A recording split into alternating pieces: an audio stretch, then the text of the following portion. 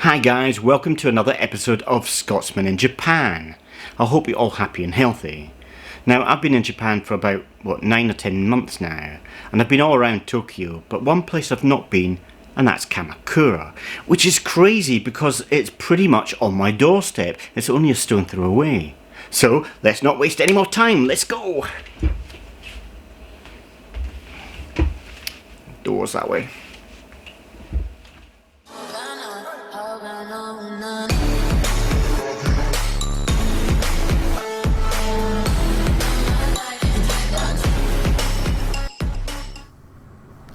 As I said, Kamakura is really close to Yokosuka. In fact, only about 20 minutes by train. Kamakura is a city in the Kanagawa prefecture. Although small, it is often described in the history books as the former capital of Japan, though some dispute that fact.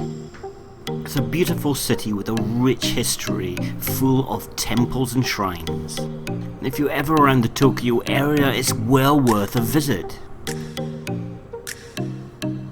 I decided to get off at Kita Kamakura, which is just one stop past Kamakura Station if you're coming from Yokosuka.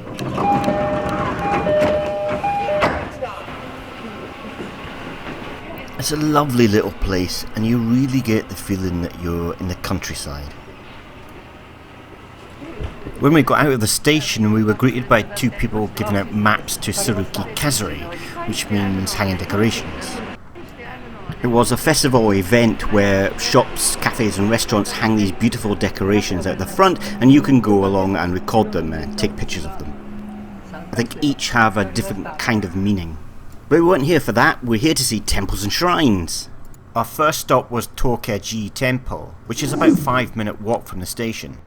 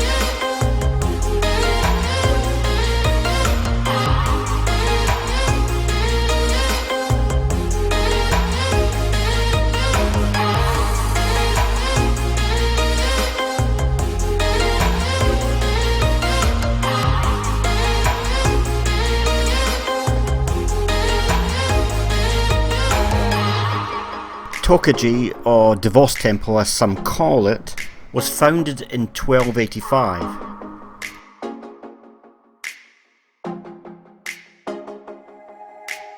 It became a refuge for women who wanted to escape their abusive husbands.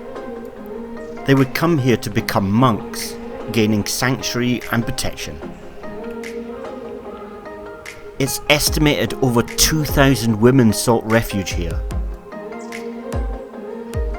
The temple remained a nunnery for over 600 years, and men couldn't enter until 1902.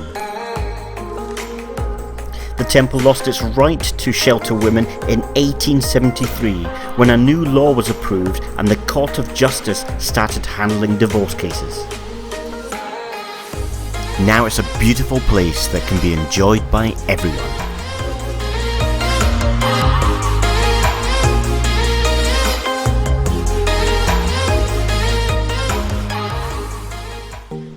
The next temple we visited was Megetsu, which is only a short walk away.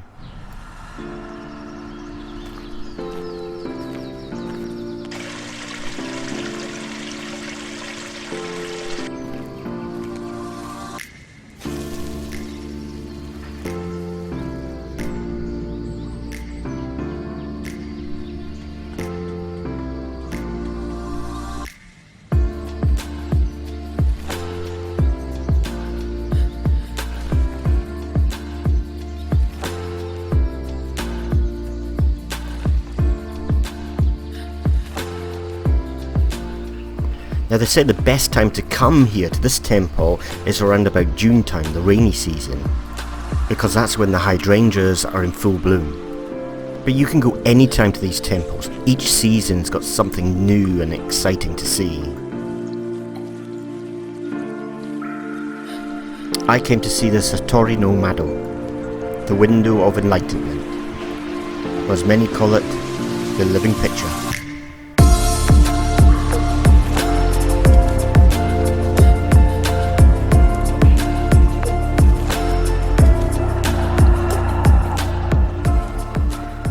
There's also a really good example of a kerisansi, which is a sand garden, where the rocks and plants represent islands, and the sand represents a calm sea.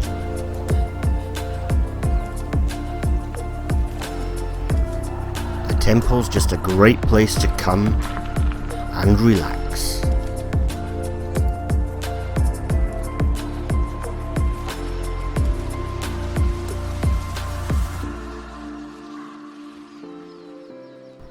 Next up is Kenchi, Zen Buddhist Temple. The temple was constructed in 1253 and founded by a Chinese Zen master who moved to Japan in 1246. It's a majestic place with large, beautiful buildings.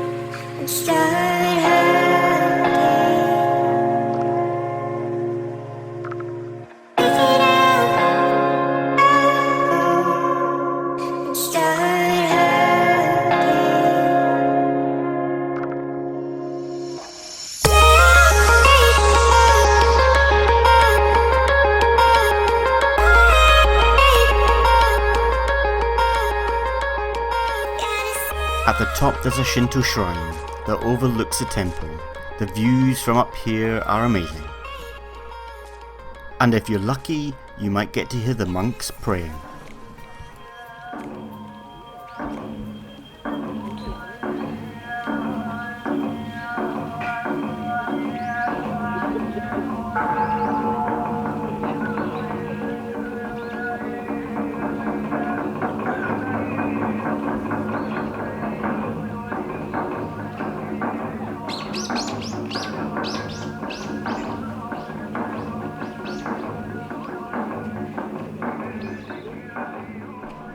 In many of the temples and shrines throughout Japan, you can get a goshincho, which basically translates as an honourable red stamp notebook. For a small fee, an attendant, or in this case a monk, will stamp, date and write the temple's name in the book. This serves as proof of pilgrimage to that location, and a complete notebook is said to give you some sort of spiritual fulfillment. They're popular in Japan, and I think a great keepsake. Next is Shiroka Hachichiku, Well, I think that's how you pronounce it. This is the biggest and most important temple in Kamakura. It's at the geographical and cultural centre of the city.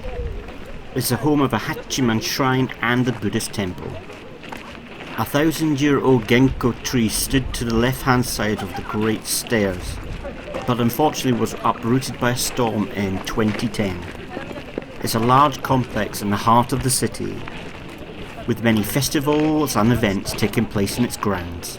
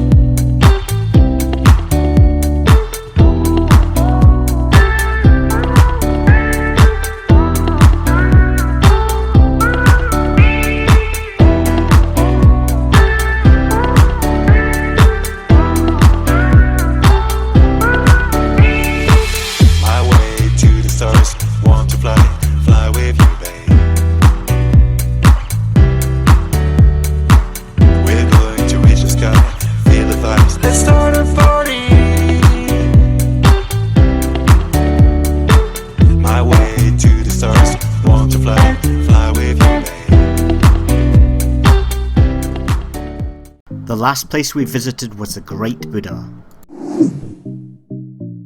It's a massive bronze statue that dates back to 1252 and replaced a great wooden statue which was damaged in a storm. The statue used to be housed in a great wooden building, but the building was washed away in 1490 by tsunami, and now the statue stayed in the open air ever since. It's about 43.8 feet tall and weighs an approximate 103 tons. Yes, I feel so nice. Yes, I feel so right. I'm thinking every night, you're the reason why. Yes, I feel so nice. Yes, I feel so right. I'm thinking every night, you're the reason why. You give me love and my heart is in love with you. Oh, you give me love and my heart is in love with you. Oh.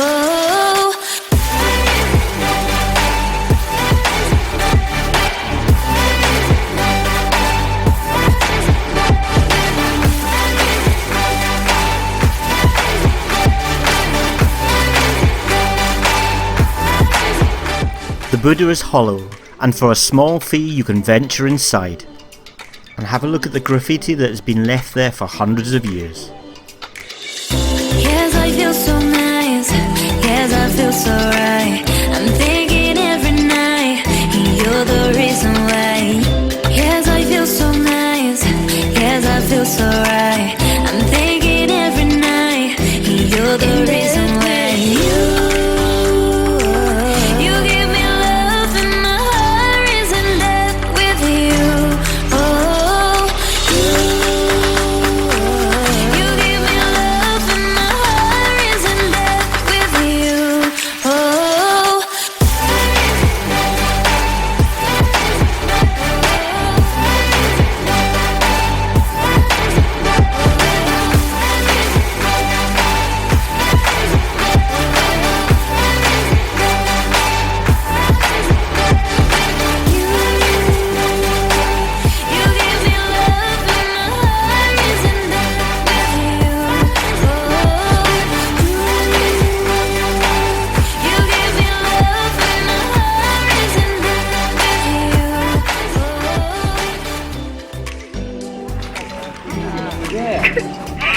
Yeah.